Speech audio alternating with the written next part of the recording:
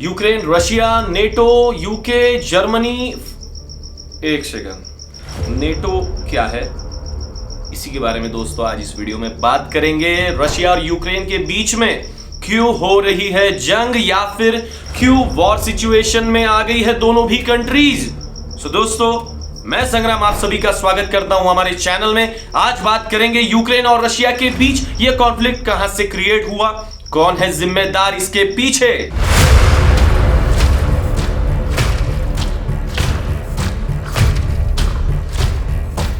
Tensions between Ukraine and Russia have become the latest flashpoint between the West. Warnings mount as Russian forces dig in on Ukraine's border and diplomatic talks stall. With Russia deploying more fighter jets and conducting anti-submarine naval drills.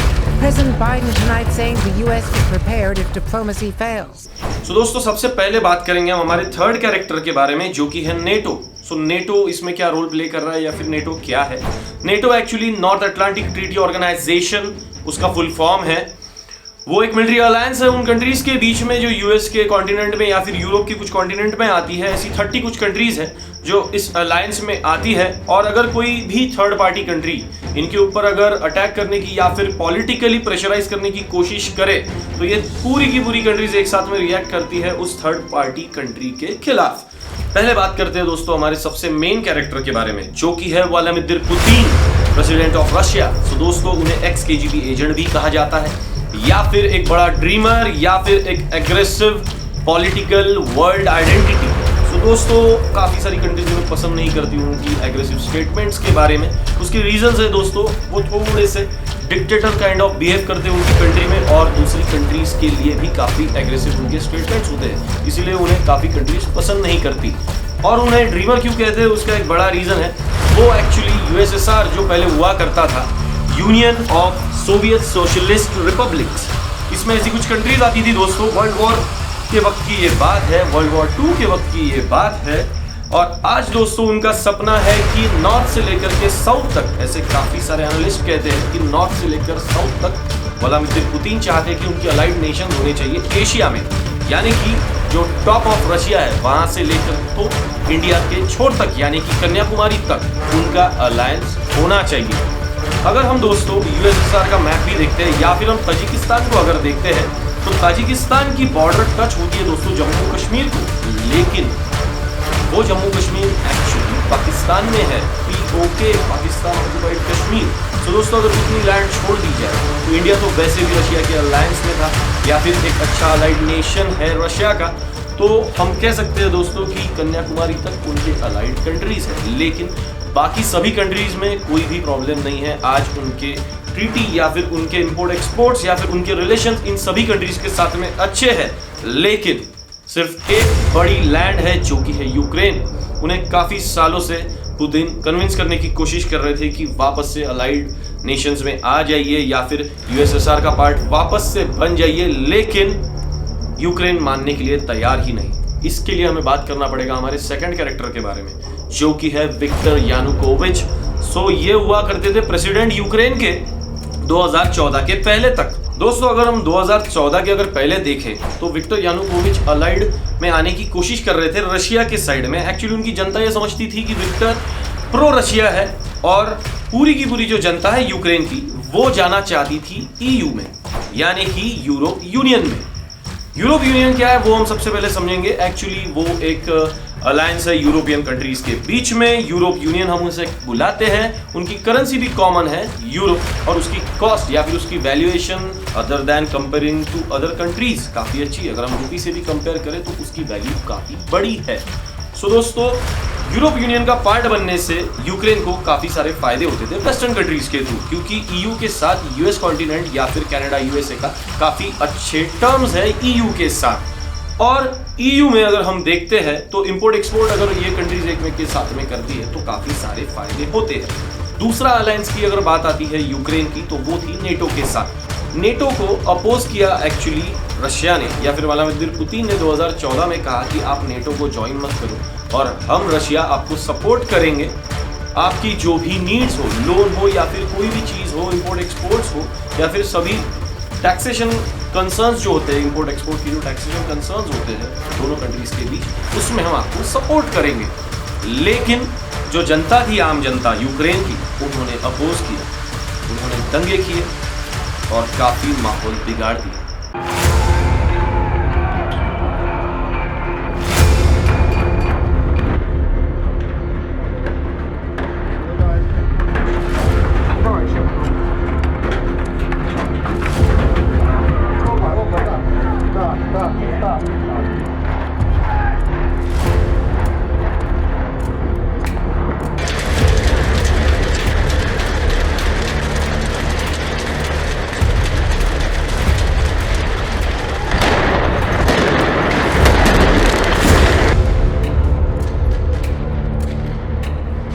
Protest की news दोस्तों अब तक पूरी दुनिया में पहुंच गई थी। अब यूएन भी इन्वॉल्वमेंट ले रहा था, ह्यूमन राइट्स के भी जो ऑर्गेनाइजेशंस है वर्ल्ड वाइड, वो भी इन्वॉल्वमेंट लेना चालू हो गए थे।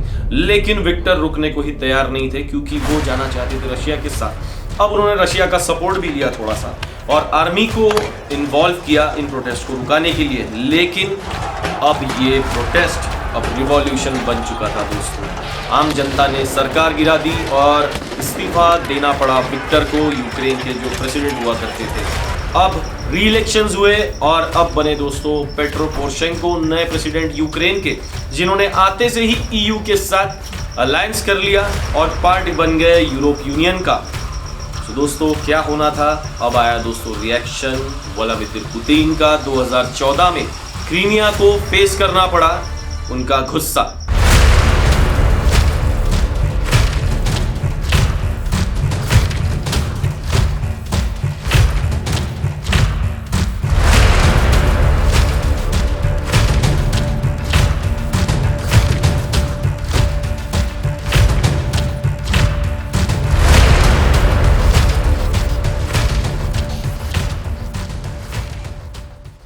दोस्तों क्रीमिया एक छोटा सा पोर्शन हुआ करता था यूक्रेन का, जो एक यूनियन टेरिटरी भी कहा जा सकता है, जैसा कि हमारे देश में दिल्ली या फिर गोवा है, वैसा ही एक छोटा सा पोर्शन हुआ करता था यूक्रेन का।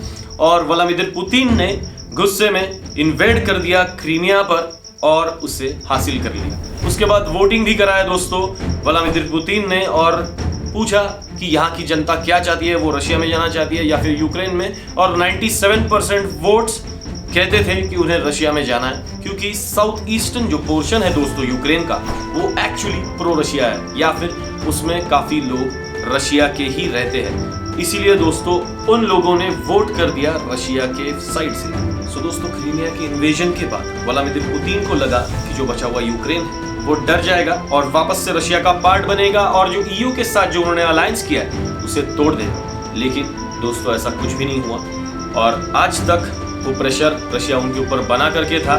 लेकिन रशिया का एक और कहना था कि एटलीस्ट आप नेटो का पार्ट मत बनिए। लेकिन 16 दिसंबर 2021 में यूक्रेन ने अप्रोच किया नेटो को वापस से अलायंस के लिए, और ये वॉर सिचुएशन दोस्तों हमारे सामने आज खड़ी हो गई है यूक्रेन और रशिया के बीच। सो दोस्तों अब समझेंगे हम रशिया क्यों नहीं होने देना चाहता यूक्रेन को नेटो का पार्ट। तो दोस्तों नेटो का एक सबसे बड़ा कंटेंडर है USA, United states of America, जो सबसे बड़ा दुश्मन भी है रशिया का। तो दोस्तों रशिया नहीं चाहता कि यूएस के हाथ उनकी दीवार तक पहुंच जाए।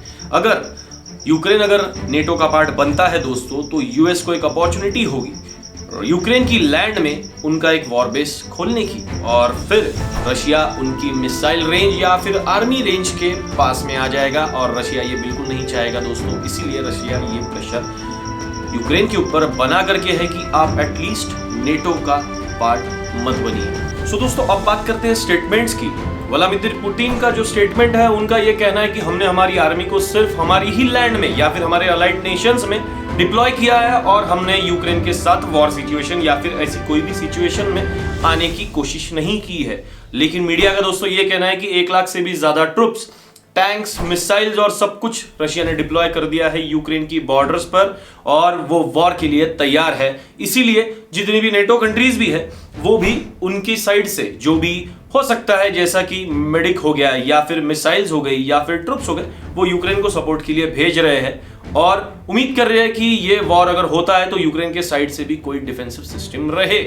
सो दोस्तों अगर हम कंपेयर करते हैं दोनों कंट्रीज में, इन दोनों की जो मिलिट्री है, इन दोनों को अगर हम कंपेयर करते हैं तो काफी ज्यादा डिफरेंस है दोस्तों रशिया और यूक्रेन में। यूक्रेन मुझे नहीं लगता दोस्तों 7 दिन से भी ज्यादा रशिया के सामने वॉर में टिक पाएगा, लेकिन नेटो का अगर सपोर्ट यूक्रेन को मिलता है तो पॉसिबिलिटीज बढ़ती है दोस्तों यूक्रेन की वॉर जीतने की या फिर डिफेंड करने की। लेकिन दोस्तों हम तो ये उम्मीद करेंगे कि ये प्रॉब्लम पीसफुली सॉल्व हो जाए और ऐसी कोई सिचुएशन ना आए कि इन दोनों कंट्रीज को आमने सामने या फिर ह्यूमन लाइफ का लॉस हो। तो दोस्तों उम्मीद करता हूं कि आपको आज का वीडियो इन्फॉर्मेटिव लगा होगा। अगर लगा है तो प्लीज लाइक जरूर कीजिए, शेयर कीजिए दोस्तों आपके दोस्तों के साथ। सपोर्ट बहुत ज्यादा जरूरी है मोटिवेशन के लिए। प्लीज सब्सक्राइब कीजिए दोस्तों हमारे चैनल को, लाइक भी कीजिए, शेयर भी कीजिए। और अगले वीडियो में दोस्तों फिर मिलेंगे जल्द ही। आज इस वीडियो को यहीं पर रुकाते हैं। मैं संग्राम इजाजत लेता हूं, अगले वीडियो में फिर मिलेंगे। Thank you.